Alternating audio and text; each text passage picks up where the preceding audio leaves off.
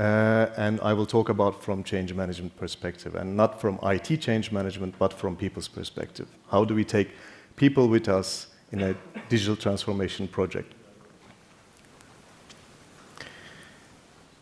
So our story is big.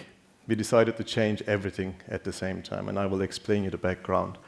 But I will first put a context around it and tell you who are we and what has happened so far, all the failures that we have, and the methodology that we go through with all the upgrades that we have done along the way, and discuss a little bit what comes next for Schréder. So a little bit about me. I spent most of my career in the automotive sector, started with the heavy commercial vehicle industry, then went to the passenger cars with Toyota, and then ended up in Schréder, joined end of 19, just before COVID, with the aim to do change management during lockdown. So that was fun. And I was also very lucky, because all these companies, when I was there, they were going through titanic changes. So it was always very interesting to be in that environment. Who is Schréder? It's a family-owned company, over 100 years old. It's in public lighting business with different segments, and around 2 million lighting points installed every year. So it's like not the biggest market leader, but it's big enough, global reach with local intimacy. We started in 1907. That was a discovery, and we went through the war period, and after the war period, we started expanding through joint ventures in different countries. Now we are represented in 70 countries in 5 continents. And then in around early 2020, we started also investing in smart city business. This is basically selling data-driven services through connected lighting, but this is at its infancy at the moment. This is the digital transformation that we are going through in our business model, but first we need to finish digitalizing our business processes. What are the segments that we are active in? Are obviously urban decoration. This is cities and communities, road, highways, industry, industrial complexes. How do we light those? And tunnels, it's much more technical, and sports, that's mostly the stadiums and the sports areas, recreational areas. A little bit of examples of the end product. This is a tunnel lighting in Sydney, Australia. The Wembley Stadium, the Olympic Way, how do we lit up that area? And also some custom urban decoration, public lighting. Now, I'm not showing these pictures because they are nice to look at and nice products, but anyone in this audience with a manufacturing background would understand the level of complexity in terms of customization here. Our product portfolio is this big. That's the size of the booklet. When I joined the company, I asked, can I have a booklet where I check the product portfolio? Bam, they gave me that, and I was like, I'm not going to look at this because this is far too complex, far too custom. And that creates a major complexity when you want to have a custom product like configure price quote systems in terms of getting the agility to get to the customer very fast in terms of quotation and customization. It makes a mission impossible when you have such a product portfolio. Now, a little bit about the change that we go through. We branded it, we called it SWORD. This is Schréder way of going digital. Now, as I said, after the 60s, the company grew through joint ventures. And that led to a lot of different structures across the globe. Because we do public tenders, we needed local partners, and over time, over 100 years, all those local partners ended up having very different structures. And when I say structures, it means organizational structures in terms of systems they have, ERP systems they have, in terms of how they govern their data, how their business process, how they take the data, how they structure their data and take meaningful outcomes through different KPIs, through their business intelligence, if they have one, and then how do they define those KPIs, how do they calculate those KPIs to measure their performances. So they became very independent. Our program is to consolidate, basically have Schréder SI in the middle, modern corporate structure, and have these entities as buy-sell organizations. Now, this is a titanic task because, just to give you an example, we have, when we started, we had more than, I think, 11 different ERPs across the globe. Some of these ERPs are legacy systems to Microsoft Dynamics 365 because that's what we want to implement or are implementing. But some of them are so exotic that they are not being produced anymore or supported anymore. So the local ITs are really working every day to support them. And also build, obviously, the new CRM front end and also a custom quotation system. So it is with the principle of it should be driven by the business, it should be one solution and up to 80% standard processes. Of course, we need to respect the local legal requirements or strategic business requirements, but that should be really minimal. How did this story go? We started with a modest-sized team. We heard some discussions yesterday about how big the team should be. After this experience, I'm more in favor of the larger team, because we had a lot of pain points regarding having a compact-sized team. So we did all our assessments. We checked the complexity, the size of the change. We said, okay, we have a good team, change management, program management, good IT structure, small but compact. We got this. We were sadly mistaken. Quickly we realized this is much more complex than it should be, not just because of IT difficulties, but it's also because of the political environment and all the negotiations I had to go through to standardize all this business and the processes. So we found ourselves really outmatched very quickly. Nevertheless, we pressed on. We went live with the pilot country, which was Netherlands. Although they were tech-savvy, because they had AX12, which is the legacy system of Dynamics 365, even then, it was a very difficult go-live. Hypercare period took us around 6 to 8 months to stabilize the country. We did some minor improvements, went ahead with France, which was back then our biggest entity. A little better, but still very, very difficult. Then we realized that little changes won't help us. We need to rethink this. We need to restructure this. That's what we did, and enlarge the team. I will talk about all the changes that we've done from change management perspective. There are more on the program side of it, but we don't have time for it. It will take a day to talk about all these changes. And then we went live with Belgium, our third entity. It was much better. And was it perfect? No. But at least they were not waiting for us with sticks in their hands when we visited them afterwards. So it's a success in my way. So first thing what we did was okay, how do we structure? Then we created a digital transformation team. And we put all the departments related to digital transformation under one team. And that includes IT, the project management, digital maturity awareness. This is referring to our data-driven services through connected lighting. Business architecture, all the custom tools that we are building, or the CRMs and PIMs and etc. Transformation, this is my team. What we have underneath is how do we create the awareness, the communication, how do we convince the local entity when we go there, prepare them, all the training strategy, BI. You talked about that. It's extremely painful, because how do you get the right data in a right structure to make meaningful outcomes with agreed KPIs? So that's very painful, but this is the only way to create a single language within the company. And strategic project incubation, quality, how do we standardize all our work instructions, all our processes, or digital twin that we are building at the moment at the same time, and processes and master data management. Then we said, okay, we have these, but how do some of these departments interact with the traditional business domains? Before, we had all those little domains, such as marketing, opportunity to invoice, product ideation, supply chain, etc. But this was too fragmented. And these domains, the decision-taking process was taking too long. And the responsibility wasn't there in terms of seniority. So what we did was we consolidate them under customer journey, solution journey, and support. And we put senior directors on those main domains to be able to take fast decisions and accountability. So that helped a lot as well. Probably most of you are aware of this curve. This is the average change curve an organization, or for that matter, an organism goes through when there's a substantial change in the period. So you have the brief moment of happiness, but then you realize actually this is much more difficult than you anticipated. A lot of things are changing in your lifestyle. This is true for even when you become first-time parent. Probably some of you know that. But also true for when you're implementing an ERP system, right?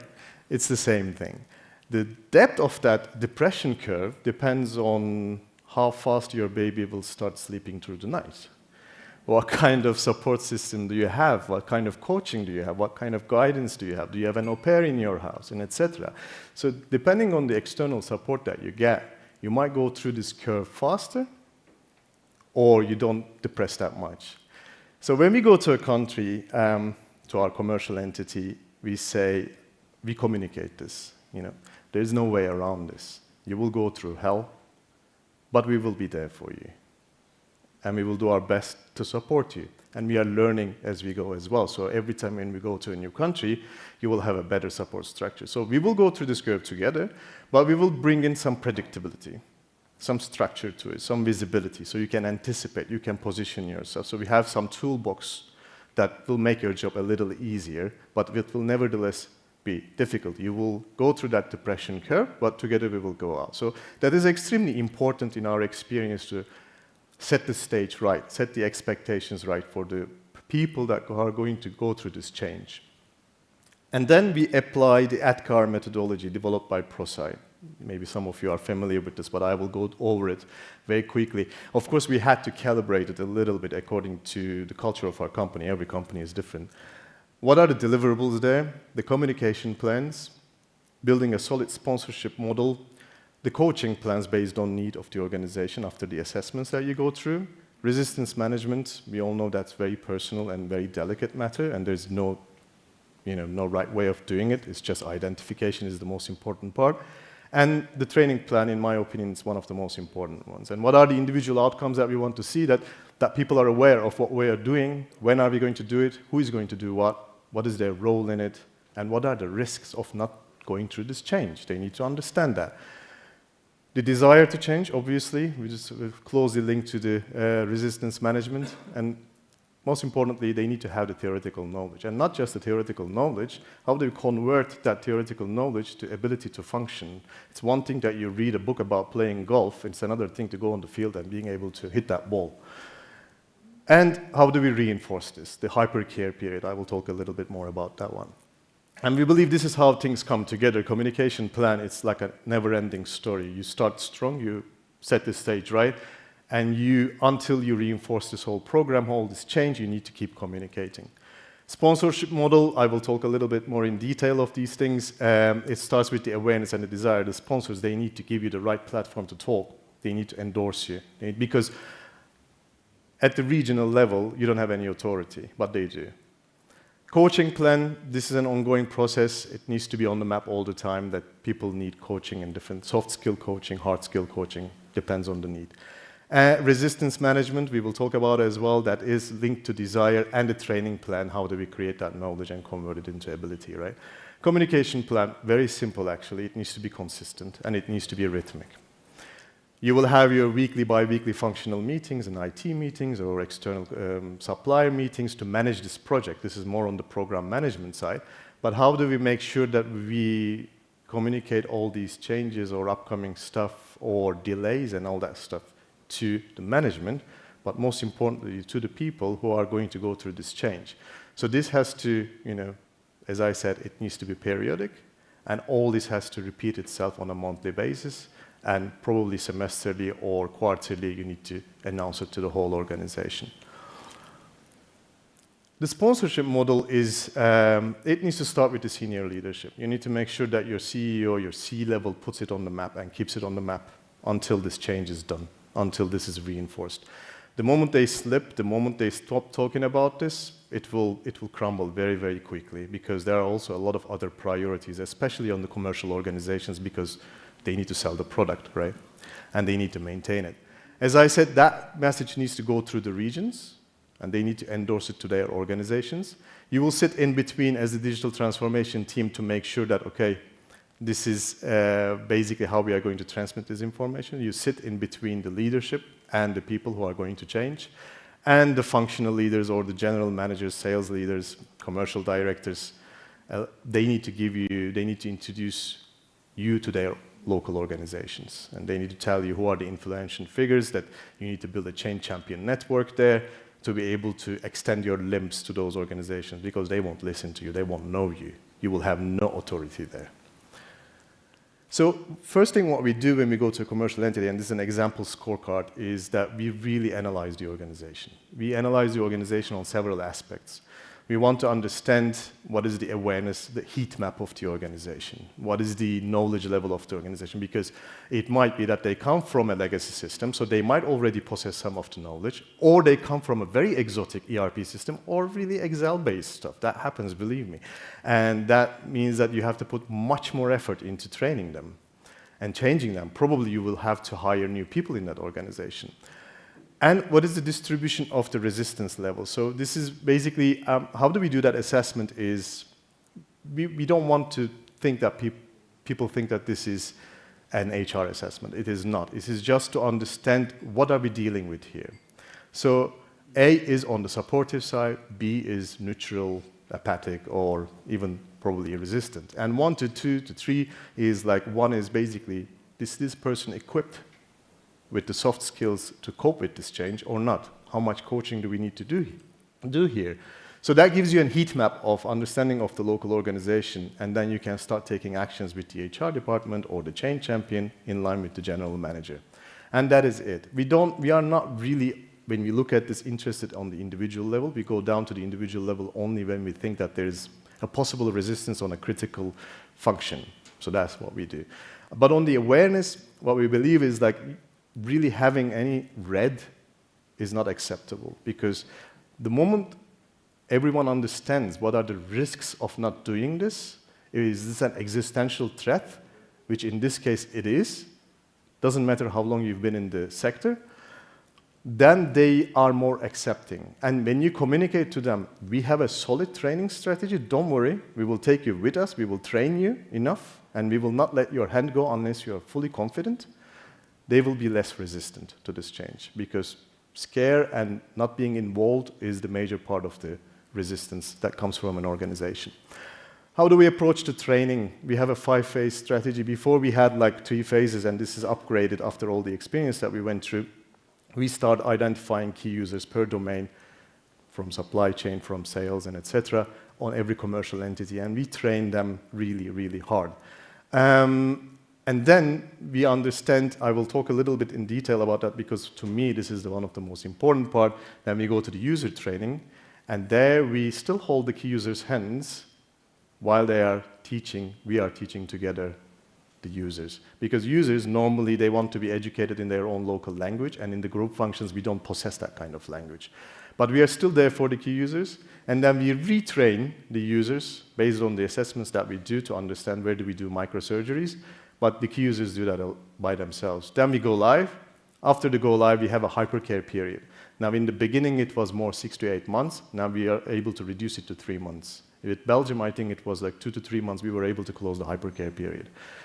So that's, to me, a big success. We halved the period. And then, right now, at the moment, we are building support groups to have it user communities.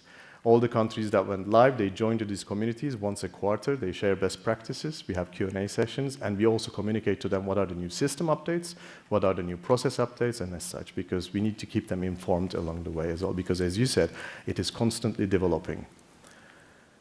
Key user training is extremely important. We really, the idea there is to take someone and then train it all the way, go through all the documentation, experience in the system, retrain them, until they become like a local domain lead. Because when you leave that country, after 1 year or 2 years, they need to be self-sufficient. So there need to be a center of excellence there, a couple of key users in different domains. They need to be as knowledgeable as your domain leads in the group functions and the corporate functions. So that is the critical part of the process. So you really make sure that your key users are trained very well, also for the confidence of the commercial entity in general. Now, I know this is a little bit invasive, but in our experience, when you don't do this, you will fail, because then you will make assumptions, and your assumptions will not be data-driven. So you need to really speak with data. When we train the key users, and also the same thing mimicking in the user training, after the training, we give them homework scenarios. But through BI, we also display on a daily basis how much time they spend in what system, what kind of actions they do on an individual level, what is the duration, and what are the transactions they do in the system. Now, again, we had to put this in our employee agreement because of data protection, But it is an essential thing to do because then we can understand, is the feedback coming from the person arbitrary, or is it really that person is experiencing the system and all these processes and giving us a real feedback? So there's a big difference in between. Because you have limited resources in the group functions to retrain. You don't have enough time, you don't have enough people, never will have. Then we sent detailed surveys, process-based. First, of course, to understand the quality of the training and the training material so we can improve ourselves, but also with yes-no questions. Can you do this? Can you create a customer? Can you update an opportunity? Can you create a quotation? All these things, yes, no, and then in the end you will have a list of what are the processes, at what percentage of the population said, I know, I don't know. And you know the specific groups that you need to retrain, and exactly the processes that you need to retain. Then what you do is on a daily basis, you open up a call, 15 to 20 minutes or 30 minutes, depending on the process, and you retrain 1 or 2 processes, not too much, small bites. And that's the retraining process that we go through. One critical thing, you will have, when you go live with a commercial entity, a period of all the attention in the commercial entity will be refocused to the go live. And what will happen during that time is backlog creation. Backlog creation is a major pitfall, and I think it should be taken very, very seriously because we burned ourselves with this one. Because the moment you have backlog, it will affect the customer. The moment it affects the customer, it will have a backlash on the commercial entity in terms of performance, targets, bonuses, and all sorts of stuff. And complaints will start coming in. It will create a lot of stress and exhaustion in the organization. So you need to make sure that how do you proactively deal with backlog. And also resource restraints. Because during this all training and the retraining period, you will utilize all your resources and the hypercare. You will utilize all the corporate resources as well. So what we did was that we created a nearshore hypercare team. We trained them really, really well. There's a very tech-savvy team, and it's growing. They're sitting in Ukraine. And they give 2 things. They give operational support. So how do we reduce that backlog timely in terms of creating orders, invoicing, and all that kind of stuff. And also hypercare support. We also segmented that team to specialize supply chain on CRM, on CPQ, and etc. And they are the first point of contact to the commercial entity. When they have a question, they go to their key user. Key user cannot answer. They come directly to the hypercare team. So they don't exhaust the resources at the corporate level because we need to focus on the next go live. So that's the challenge here. For us, how does the future look like? This year, we will have 5 other go lives. Now we are pacing up because we were going live like 1 country a year, but now it's time to go industrialize this thing because we learned a lot and we enlarged our team. Now, more or less, we know what we are doing. So we will go live with 5 countries this year. Next year will be Spain, Portugal, and some commercial entities. For us, it's an important year because we will go live with a factory. So that's a different animal to deal with. Probably we will have a lot of hiccups there as well, if I know this right. And then we plan to finish the majority of it, like 90% of it, of the turnover, end of 25. And then we will have some remaining countries and China in 27. That will be our digitalization process. But we also started our AI implementation as well. So we cannot wait until 26, 27. AI, we are looking on 2 perspectives. One of them is on the product side. Because of the smart lighting, how do we make sure that we can integrate AI to it to understand different things through the connectivity to be able to sell some services, but also at the corporate level as well. What do we integrate here? Because we have so much work instructions accumulated, so much documentation. It's not very clever to go through these things manually and update them manually. So how do we make sure that, do we use Azure AI services? Do we use Copilot? What do we purchase for the company that, the corporate functions use it? What kind of AI chatbox can we create with all the information that we have that we can, users can interact with without coming back to the key users or the group functions? And then how do we basically create a fully digitally literate organization? And that's basically our roadmap. Thank you very much.